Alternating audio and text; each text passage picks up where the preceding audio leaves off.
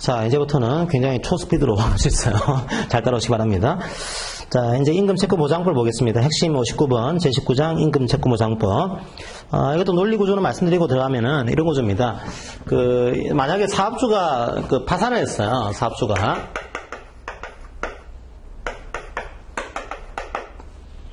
이제 도산을 했다. 이 도산한 게 법률적으로 도산할 수도 있고요. 법률적으로. 그 다음 법률적으로 이에 대한 파산 선고라든지 이런 걸 받지 않았지만 공장 갔더니 풀 자라고 있고 지금 망한 거예요. 보니까 사실상 도산한 겁니다. 이게. 자, 이런 경우에요. 자, 이런 경우에 이제 원래는 어떻게 하는가 하면 여기에 대해서 이제 채권자가 이 경매신청이 들어가요. 경매신청이 들어가게 되면 원래는 사업주의 재산을 경매를 해가지고 이제 사업주 재산에서 우선 변제를 해주는 거죠. 그래서 이제 여러분들이 최우선 변제가 되는 채권을 받습니다. 최우선 변제가 되는 채권에서는 최종 3년간의 퇴직급여, 최종 3개월분의 임금, 그 다음에 재해보상금. 자, 이것들에 대해서는 최우선 변제가 되는 거다. 이런 내용을 이미 근로기준법 보실 때 배운 적이 있어요. 근데 이 문제의 한계는 뭐가 있는가 하면 사업주가 줄 재산이 없다. 혹은 사업주가 도망갔다 지금. 이게 사업주 재산이 어떻게 있는지 모른다 이게. 자, 이런 경우에는 이게 사업주가 줄 돈이 없는 거예요. 그럼 어떻게 하는가 하면 국가가 노동부 장관이 일단은 먼저 이런 경우에 노동부 장관이 일단은 먼저 돈을 줍니다. 근로자한테. 자, 이 돈을 국가가 주는 제도를 만들어 놨어요. 자, 임금채권을 이걸 보장해주고 있는 겁니다. 얼마를 주는가 하면 약간 달라요. 이 사업재산에서 경매에 들어가서 배당하는 이 돈하고 국가가 주는 돈이 좀 달라요. 이 국가가 주는 이 돈은 저희들이 채당금 그런 표현을 씁니다. 채당금. 채당금을 지급하는데 채당금의 내용이 최종 3년간의 퇴직급여, 그 다음에 최종 3개월분의 임금, 그 다음에 재보상금이 아니고요. 여기서는 휴업상이 돼요. 휴업수당. 아무래도 회사가 이제 망할 때쯤 되면 이제 휴업 많이 했겠죠. 그죠? 그래서 최종 3개월치의 휴업수당. 요걸 국가가 일단 먼저 지급하는 겁니다. 그러면 국가가 지급할 게 아니에요, 원래는. 원래는 사업주가 지급해야 되는 거죠. 사업주가 지급하지 않고 국가가 지급하고 나중에 사업주에게 국가가 이 돈을 지급했으니 구상권 행사하는 형태가 만들어지는 겁니다. 원래는 이 근로자가 이 돈을 사업주에게 권리 행사할 수 있는 거죠. 근데 사업주가 아니고 노동부 장관이 국가가 준 거니까 노동부 장관이 이 근로자의 권리를 대위 행사하는 겁니다. 이제. 자, 이런 구조를 이제 만들어둔 게 임금채권보장법이에요. 자, 여기에 채당금이라고 하는 제도를 가지고서 운영을 하게 됩니다. 노무사 되시면은 이 채당금 활동도 약간 할 수가 있어요. 자, 그런 구조를 이해하시고서 한번 내용을 보도록 하겠습니다. 자, 528쪽에 채당금의 목적, 임금 못 받고 퇴직한 근로자한테 이 지급 보장해 주겠습니다. 이런 제도예요. 자, 어떤 사업장이 적용되는가 하면 3번 적용 범위는 산재보험에 의무적으로 가입을 해야 되는 사업 또는 사업장이 적용됩니다. 이건 산재보험과 연동을 시켜놨어요. 이 산재보험료하고 이 임금채권 보장에 대한 기금 보험료하고를 연동을 시켜놨어요. 그래서 자, 산재보험에 가입되어 있는 사업장에 이 내용을 적용합니다. 근데 이 돈 가지고는 이게 임금채권 보장에 대한 기금 가지고서는 이게 확보가 안 될 수가 있습니다. 그래서 국고에서, 일반 회계에서 비용 일부를 부담할 수도 있어요. 국고에서 부담하는 것들이 돼 있다. 그럼 어떻게 하는가 하면 체불임금을 지급하는 거예요. 퇴직한 근로자가 지급하지 못한 임금 등의 지급을 청구하면 노동부 장관이 근로자의 미지급 임금 등을 사업주를 대신해서 지급하는 제도를 만들어 둔 겁니다. 이걸 우리가 채당금이라고 그래요. 채당금. 그런데 채당금을 구분하게 되면 요런 경우가 있고요. 요걸 우리가 일반 채당금이라고 해요. 일반 채당금.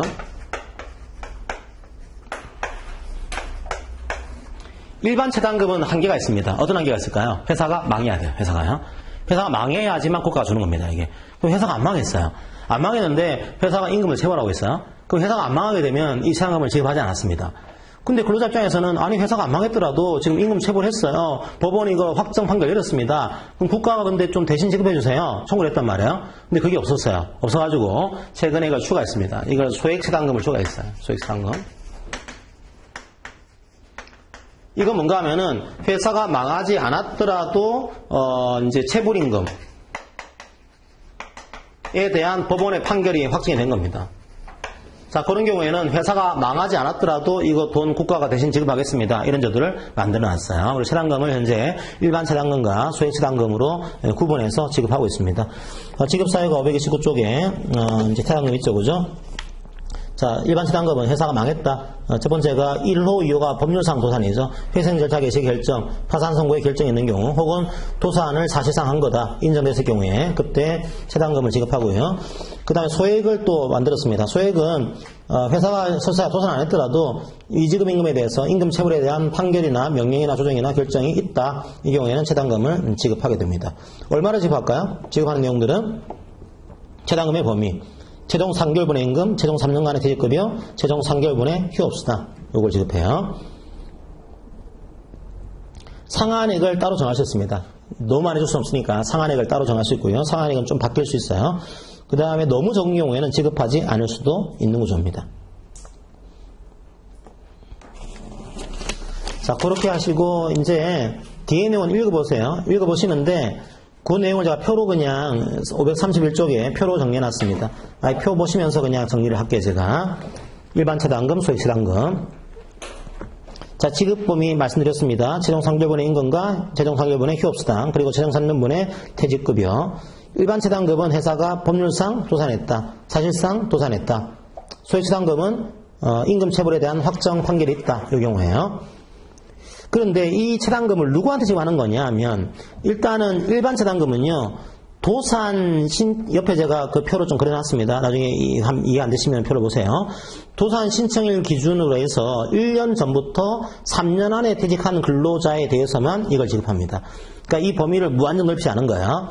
이걸 하려면 도산 신청해야 될 거 아니에요, 그죠? 도산 신청일 기준 1년 전부터 3년 안에 퇴직한 근로자. 소액채당금은 이게 법률상 소송을 통해서 받는 거기 때문에 퇴직일의 다음 날부터 2년 안에 소송을 제기한 퇴직 근로자에 대해서 지급합니다. 요거는 퇴직일의 다음 날부터 2년 안에 소송을 제기한 퇴직 근로자. 사업주는 동일하게 6개월 이상 해당 사업을 가동을 해야 되는 게 요건이고요. 청구 기한은 일반 채당금은 도산 선고가 있게 되면 그 선고일부터 2년 안에 이걸 청구를 해야 돼요. 2년 안에 이거 청구를 안 하면은 이거 받을 수가 없어요. 그 다음에 소액채당금은 판결이니까 판결 받은 때부터 판결로부터 1년 안에 이게 청구가 들어가야 됩니다. 그 옆에 제가 그 파워포인트로 만든 내용들을 그림 파일로해서 올려놨으니까 그 내용을 읽어보시면 좀 이해가 빠를 수도 있습니다. 이 정도로만 이해하시면 요건 될 것 같아요. 자, 이제 넘어갑니다. 넘어가고 532조. 그러면 이게 채당금을 받을 권리죠. 근로자가. 이 받을 권리는 양도하거나 압류하거나 담보로 제공할 수 없어요. 양도, 압류, 담보 제공은 다 금지가 됩니다. 이것까지도 이제 압류하게 되면 먹고 살 수 없는 거죠, 이게요. 이건 압류할 수 없다, 양도할 수 없다. 그 다음에 채당금 수령은 위임할 수 있어요. 채당금 수령. 수령은 이제 가족한테 수령을 위임할 수 있습니다. 가족한테 수령권 위임할 수 있다. 그리고 미성년자라고 하더라도 독자적으로 채당금의 제공을 청구하는 것은 가능합니다. 그 다음에 로마자 3번 미지급 임금 청구권 등의 대의. 노동부 장관은 근로자에게 채당금을 지급했을 때는 그 지급한 금액의 한도에서 그 근로자가 해당 사업주에 대해서 미지급 임금 등을 청구할 수 있는 권리를 대위합니다. 우선 변제권도 대의되는 권리에 존속해요. 자, 이런 내용이 있죠. 지급했으니까 이 근로자의 권리를 노동부 장관이 대신해서 행사하는 겁니다. 이게 대의권이에요. 그러면 이 근로자가 사업주에 대해서 3년간의 퇴직급여 최우선 면제권을 가지고 있잖아요. 그죠? 그 최우선 면제권도 노동부 장관이 행사할 수 있는 거예요. 대위하는 겁니다, 이게. 자, 그 대위권을 얘기하고 있는 거고요. 사업주에게 이 임금 체불 같은 이 임금채권 보장법의 기금을 위해서 부담금을 징수하는 구조가 되어 있습니다. 이 부담금 징수를 이제 산재보험과 연동을 시켜놨어요. 그래서 이제 산재보험 적용되는 사업장이 적용되도록 만들어 둔 겁니다. 부당이 환수, 포상금 지급 읽어보시고요. 이건 잘못된 방식으로 지급받게 되면 나중에 토해내 이런 내용들을 만들어 놨고요. 자, 이건 이제 넘어가겠습니다. 자, 나머지는 한번 쭉 읽어보세요. 그냥 읽어보시고. 그 정도만 이해하시면 웬만한 문제는 풀 수가 있을 겁니다.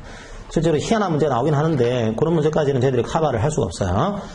자, 한번 538쪽에 5번 문제 한번 풀어보고 넘어가겠습니다. 538쪽에 5번 문제 한번 풀어보세요. 임금채권 보장법에 관한 설명으로 옳지 않은 것은. 이것도 우리가 배운 거에 비해서 너무 험한 문제였죠.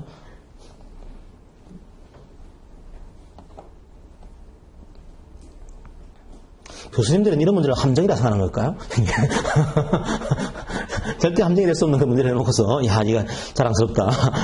아마 문제의 시간을 줄이기 위한 그런 형태였을 겁니다.